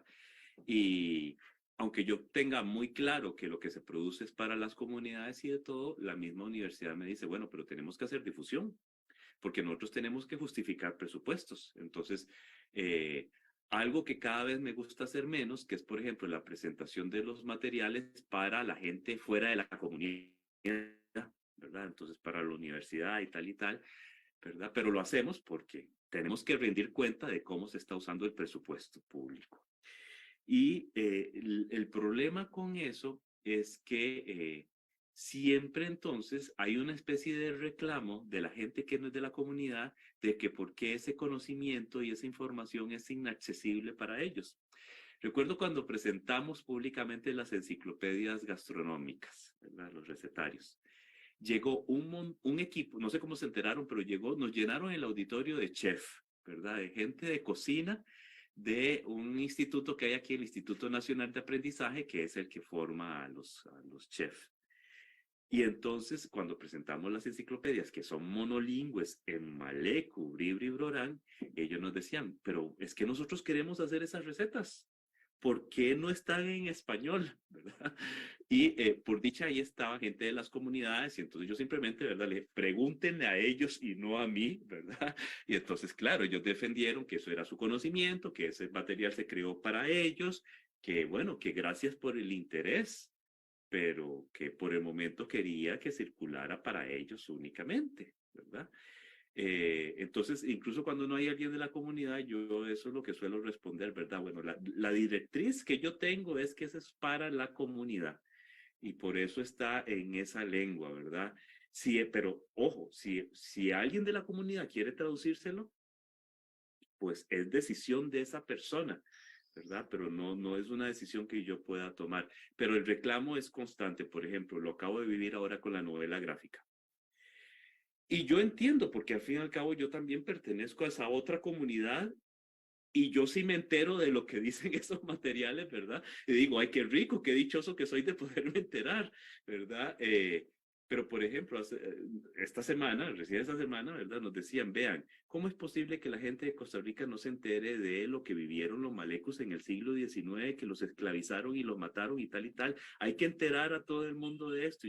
Y yo puedo coincidir con eso. Pero al fin y al cabo la respuesta mía es que no es mi decisión que eso esté en español. Pero es todo un problema, ¿verdad? Sí. Es todo un problema. Muchas gracias, Carlos. Muchas No, gracias. Rosa. Felicidades de nuevo. Rochi, Carlos, estuvo muy interesante cómo comentaron sus distintas perspectivas, ¿no? De sus trabajos, de cada uno de sus proyectos. Bueno, Ramón Ortiz en YouTube manda saludos desde Cuanalán. Dice que es un vocablo náhuatl de muy difícil significado. A ver si al rato nos platica qué es Cuanalán. Pero manda muchos saludos. Y nuestro compañero Armando, que está acá, preguntaba que si han utilizado en el proyecto herramientas de sondeo o estadísticos para evaluar y diagnosticar como la situación sociolingüística desde que inició el proyecto hasta que terminó. Y si han visto impacto, ¿no? Como en la situación sociolingüística del lugar. Bueno, de los distintos lugares en los que estuvieron trabajando. Nosotros en el proyecto propiamente no. Digamos, datos de tipo estadístico nos basamos en los del Instituto Nacional de Censos, que cada 10 años va haciendo ese diagnóstico, ¿no? Con todos los problemas que ya sabemos que tienen los censos sociolingüísticos y todo esto para medir competencia comunicativa y todo eso. Entonces, a ver, yo por eso decía lo de que el sentido estaba en la acción, como dice Franz Hinkelhammer, el sentido está en la acción y no en el cálculo de éxito, porque, a ver, en términos de difusión de la lengua o fortalecimiento de la lengua o revitalización de la lengua, yo no lo tengo tan claro, ¿verdad? Porque no sé qué tanto un material de este tipo o un conjunto de recursos como los que nosotros ayudamos a crear pueden revertir una situación de ese tipo, ¿verdad? No lo tengo tan claro. Creo que es algo muy complejo. Desearía que tuviéramos los recursos y el tiempo como para poder ir evaluando eso. Yo lo que sí puedo decir es que hay un cambio, por lo menos en la disponibilidad de recursos con que cuentan los maestros en el aula, ¿verdad? Ahora hay muchísimos más recursos, hay mucha mayor presencia de la lengua en el aula Y también hay algo que para mí era fundamental, que tiene que ver con el nivel simbólico de la calidad de los materiales. Yo recuerdo cuando primera vez que visité un territorio bribri y me hice amigo de un muchachillo y él me llevó y me enseñó los materiales que usaban en la clase de bribri en ese momento. Y eran unas fotocopias reproducidas de otras fotocopias, yo no sé cuántos cientos de años tenían esas fotocopias que se reproducían unas a otras, ¿verdad? Entonces totalmente borradas, torcidas, y era simplemente un material de texto. Y él me decía, este es el material didáctico con el que yo llevo la clase de Bribri, ¿verdad? Y a continuación me enseñó el libro de inglés. Y por supuesto, un libro de producción, ni siquiera nacional costarricense, ¿verdad? De producción internacional y aquella belleza de material, incluso hablando en términos de didáctica de la lengua, así bien programado, con actividades interesantes, pero además a nivel de diseño gráfico, claro que ese material dan ganas de aprender. Frente a la hoja toda torcida y manchada de puras palabras, ¿verdad? Entonces, yo lo que sí puedo decir es que después de 10 años, por lo menos, ya ese mismo muchacho puede agarrar el libro de Bribri y ponerlo al lado del libro de inglés y decir, están en igualdad de condiciones en cuanto a calidad gráfica. Que ya eso es mucho decir, ¿verdad? Porque ya entonces, si el material en mi lengua tiene esta calidad, quiere decir que mi lengua entonces sí es tan valiosa como el inglés, por ejemplo, ¿verdad? Por lo menos a nivel simbólico puedes operar un poco.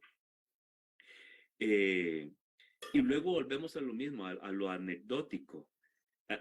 Una de las comunidades con las que nosotros hemos trabajado y que a mí me hace más feliz es con la Brorán. Precisamente no he comentado mucho de la Brorán. La lengua Brorán está totalmente desplazada. No hay hablantes costarricenses, ni siquiera semihablantes de 80 años. No hay ya en Costa Rica. Lo que pasa es que es una variedad de una lengua que sí se habla en Panamá todavía tiene muchísimo más hablantes. Es otra variedad, digamos, que tiene una separación de unos 300 años. Y uno puede ir viendo si hay diferencias fonológicas y gramaticales y léxicas y de todo. Pero bueno, digamos que es básicamente la misma lengua. Entonces, en Costa Rica, los procesos de revitalización y de educación la llevan a cabo hablantes panameños que se han trasladado a vivir en el territorio Brorán. Muy bien. Entonces, ¿pero por qué les decía que es una de las experiencias más bonitas? Porque hay un maestro, es un maestro de cultura, pero tiene tal empeño en revitalizar la lengua. Él no es hablante, sus papás no son hablantes y sus abuelos no eran hablantes, pero él tiene tal empeño en revitalizar la lengua y le pone tantas ganas y tanta energía que él es casi, ¿verdad? Como la pieza que empieza a mover todo, ¿verdad? Y nos pide y nos cuenta y de todo. Entonces, por ejemplo, él fue el que nos dijo, bueno, muy bien, hicimos el diccionario de los animales. Yo me estoy encargando de que mis estudiantes aprendan todas esas palabras, tal y tal. Háganme un juego, ayúdenme a crear un juego. Muy bien, hacemos una aplicación entonces tipo juego para celular. Claro, duramos 2 años en la aplicación, ¿verdad? Se la mandamos a él. Una semana después, buenísimo, les encantó. Ya se saben todos los nombres y ya están jugando con los nombres. ¿Qué sigue? ¿Verdad? Entonces, claro, ¿verdad? Nuestra producción de 2 años tuvo una semana de utilidad directa. Pero bueno, ese tipo de cosas, ¿verdad? No es una medición sistemática, pero bueno, es un dato que nos aporta alguien de la comunidad que trabaja directamente y que estaba más feliz que nadie de que escuchar a los estudiantes que ya estaban usando las palabras jugando entre ellos, ¿verdad? Entonces, para mí eso es revitalización lingüística, claramente, ¿verdad? Aunque sea léxico aislado, pero bueno, es revitalización lingüística y entonces creo que sí hay un cambio. Quizás no sea macro, quizás sirva en esta familia, en este grupito, para este tema, para estas 5 palabras, pero bueno, creo que eso ya es de por sí sintomático de que sí funciona. De acuerdo, sí. Sí, como dices, da como gusto ver que el material está siendo utilizado por nuevas generaciones, niños, niñas, y que se están acercando a los abuelos, ¿no? Y los maestros que tienen también acceso a nuevos materiales. Por acá, nuestra compañera Colette quería preguntar algo, pero antes de pasarle el micrófono, la comunidad lingüística Popti manda saludos cordiales y dice, estamos escuchando desde la comunidad maya Popti de Guatemala y saludos Qué honor, qué honor. Y bueno, pues ya le pasamos el micrófono a nuestra compañera Colette.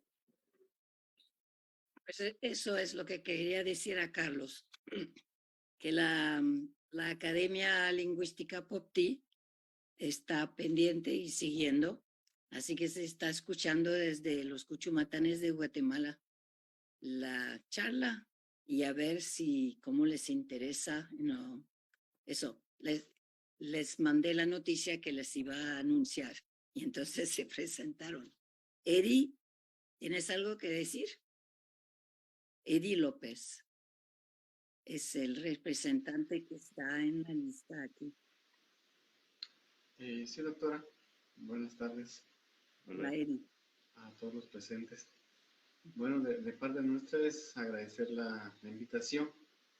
Son experiencias que estamos aprendiendo, todo ese aprendizaje y felicitar también por el trabajo que se ha realizado. Porque todos contribuimos de una manera para revitalizar nuestras lenguas. Entonces felicitamos el trabajo realizado. Son experiencias y nosotros hemos escuchado unas experiencias muy puntuales y podríamos aplicarlas acá, y tal como menciono, que sus experiencias de México, él aprendió de varias comunidades o instituciones que trabajan para la revitalización lingüística. Entonces creo que nosotros hemos tenido algunos apuntes muy importantes acá para compartirlo con los compañeros. No pudieron asistir todos a otras comisiones, pero aquí estamos presentes. También los compañeros en Facebook están viendo y escuchando también. Gracias, Eddie. Y el comentario que tenía de la última situación es lo que llaman en los Estados Unidos the sleeping languages, las lenguas dormidas, y el proceso es de despertar, reawakening, despertando de nuevo, reawakening sleeping languages. Sí. Con mucho gusto verte y ver lo bonito de los libros.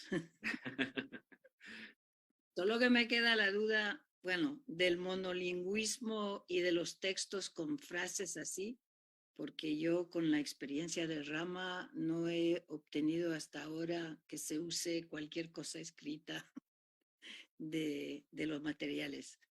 Lo simbólico que existan, lo bonito que tengan, y claro, las enciclopedias, tipo enciclopedia, sí, mucho más utilizado. Pero esto fue hecho por la ONG Blue Energy, que hizo igual, y se hicieron de la pesca y de la agricultura y de las plantas. Yo dando las palabras Rama, el biólogo que conociste, creo, dando la información, sí, igual, pero no salieron tan bonitos como tus libros. Yo tengo que decir eso, ¿verdad? Que en realidad, porque a veces a mí me preguntan, bueno, pero ¿cómo hacen ustedes para captar recursos, ¿no? Competir por, ¿verdad? Inscribir proyectos y presupuestos y de todo. Y en realidad es una situación que yo no conozco, tener que competir por fondos internacionales, ¿no? O sea, la universidad también da toda la plata para impresión, ¿verdad? Entonces... Y qué suerte. Sí. Ahí hay una... Exacto, es una circunstancia muy, muy particular. Sí, porque hace 20 años, 30 años ni te daban plata para hacer talleres con la comunidad. Las instancias internacionales querían la gramática del diccionario y no querían gastar nada de trabajo con la comunidad.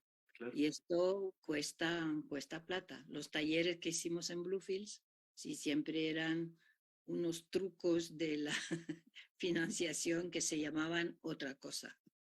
Claro. Sí, qué suerte, pero Sí, qué sí, bien. sí. Qué bien Sí, el sí, sí, resultado.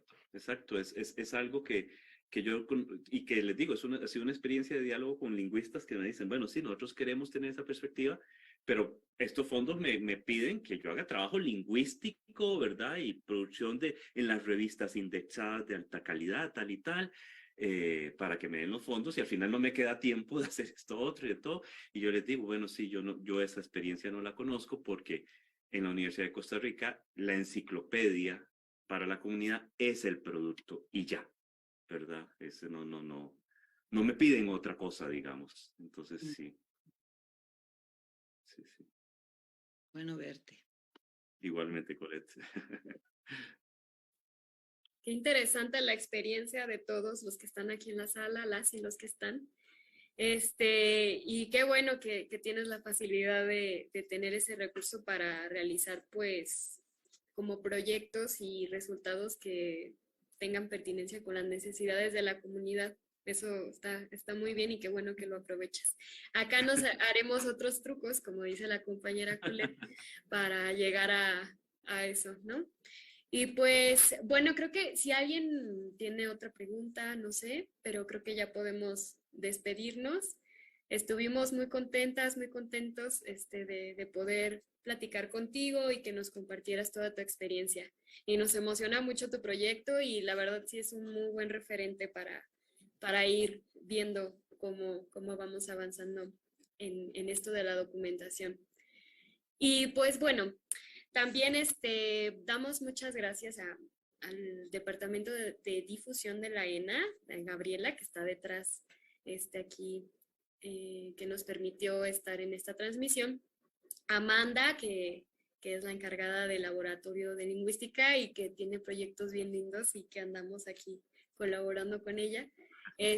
A Sergio, que estuvo aquí al pendiente de que no saliera nada mal.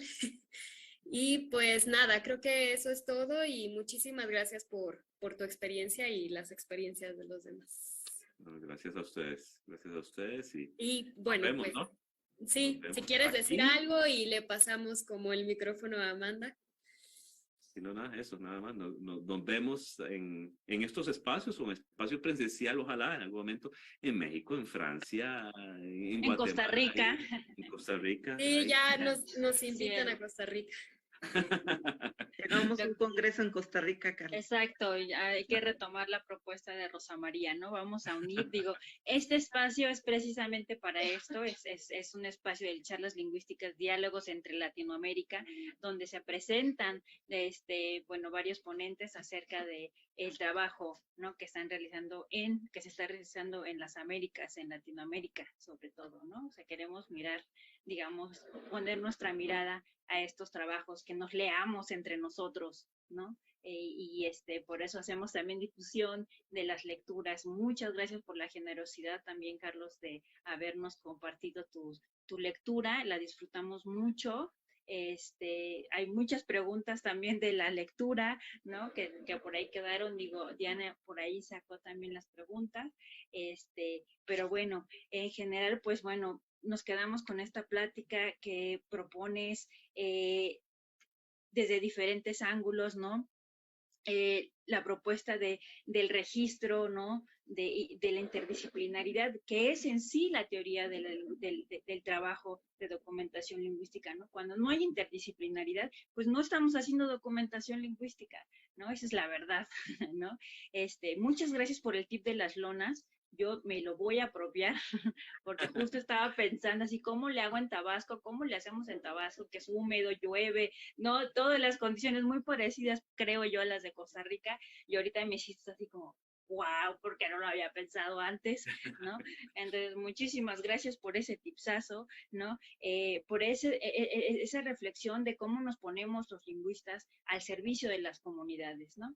Esa reflexión de la que hemos hablado ya en otras charlas, en otros seminarios, y sobre todo nosotros desde el INA, ¿no? Desde la Escuela Nacional de Antropología e Historia, que es una institución del Estado, ¿no? cómo debemos, ¿no?